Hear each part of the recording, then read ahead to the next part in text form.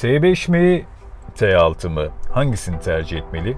T6 kasaların bilinen kronik sorunları nelerdir? Bu videoda T6 kasalardan bahsedeceğim. Aslında motor seçeneği olarak bunu özetlemek istersek 2.0 motorlar T6 kasa olarak adlandırılmakta ama yurt dışında bunlar T5 GP olarak da adlandırılmakta ya da T5.1 olarak da geçiyor 2010-2015 yılına kadar.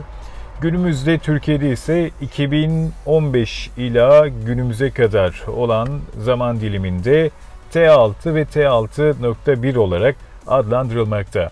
T5 kasalarda 1.9 ve de 2.5 motorları bilenler bilir. Bu motorlarda benim bildiğim kadarıyla 1.9 motorlarda partikül filtresi yoktu ama T6 kasaya geçince 2010 yılı itibariyle 2.0 motorlarda partikül filtresi de kullanılmaya başlandı. Tabii ki bu motorların ayrı bir özelliği var. O da nedir? Bu özellikte arkadaşlar Common Rail enjeksiyon sistemi olması.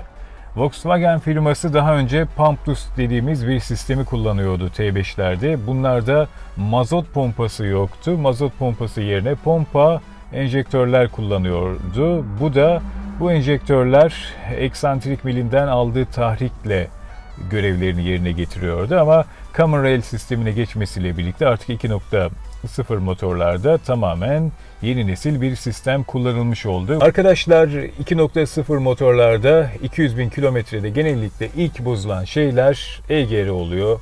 EGR'de yay var arkadaşlar üst kapakta, o yay bozuluyor. Bu arada şöyle bir hatırlatma yapalım. Bu bilgiler için eski T4'çü Sertan Karataş'a çok teşekkür ediyorum. Buradan kendisine selam gönderiyorum. Tabii artık T4 kullanmıyor. O da T6 kullanmakta. Onun da ayrı bir zevki var tabii. Bu bilgileri de ben ondan aldığımı sizlerle paylaşmak istiyorum. 2.0 motorlarda EGR bozuluyor. Bu ne kadar kaliteli motorin kullanırsanız kullanın arkadaşlar. Bu yapacak bir şey yok. EGR yayı çürüyor. Eğer çıkma bir EGR bulabilirseniz o yayı 12 ile değiştirip o şekilde kullanabilirsiniz. Ama bunun haricinde EGR'nin değişmesi gerekmekte.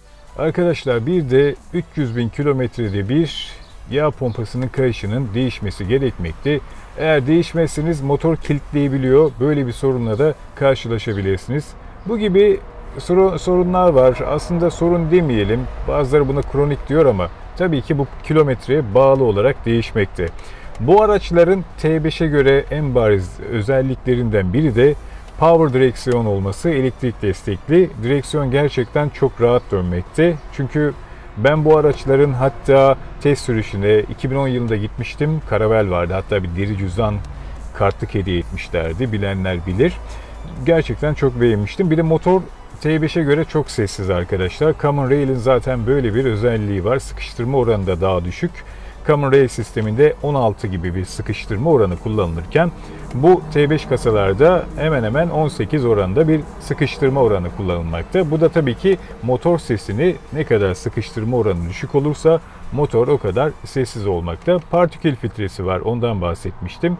Bu da 2.0 motorların hepsinde var. Partikül filtresi ile alakalı biliyorsunuz partikül dolabiliyor. Dolmaması için de aracı devirli kullanmanız gerekiyor. Tabii ki mazotu yani motorunu düzgün yerlerden almanız gerekiyor. Bunlara dikkat etmemiz gerekiyor. Bu gibi hususlar olduğunu unutmayalım sevgili dostlar. Motor ömrünü soracaksınız arkadaşlar. Bu tamamen kullanıma bağlı. 200.000'de, 250.000 kilometrede motor yaptıranlar da var. Tam tersi 500.000 kilometrede hiç motoru açılmamış araçlar var.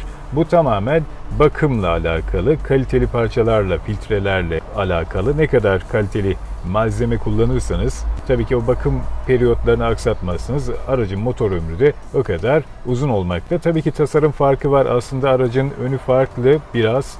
Benim bildiğim kadarıyla yan çamurluklar aynı ama T6'larda daha doğrusu 2.0 motorlarda ön kaput da belki aynı olabilir ama ya da biraz farklılık var gibi. Kaputla birlikte ön farlar, panjur vesaire o tabii ki farklı. Bana sorarsanız T5 mi, T6 mı açık konuşmak gerekirse ben 2.0 motorlara daha sıcak bakmaktayım. Tabii ki 1.9'lar da fena değil ama yani motor sesi, power direksiyon vesaire bunların artısı var. Tabii ki DSG var. Bunların Şu an bildiğim kadarıyla piyasada olanlar 102 beygir, 140 beygir ve de 204 beygirlik modelleri var. Daha üst modellerde 150 beygirlik versiyonları da var arkadaşlar. Bunları sizlerle paylaşmak isterim. Eğer sizlerin eklemek istedikleri varsa, sorularınız varsa da yorumlara bekliyorum. Videolarımızı da beğenip kanalımıza abone olup bizleri desteklemeyi unutmayın arkadaşlar. Emek veriyoruz. Tek istediğimiz şey beğeni. Görüşmek üzere. Hoşça kalın.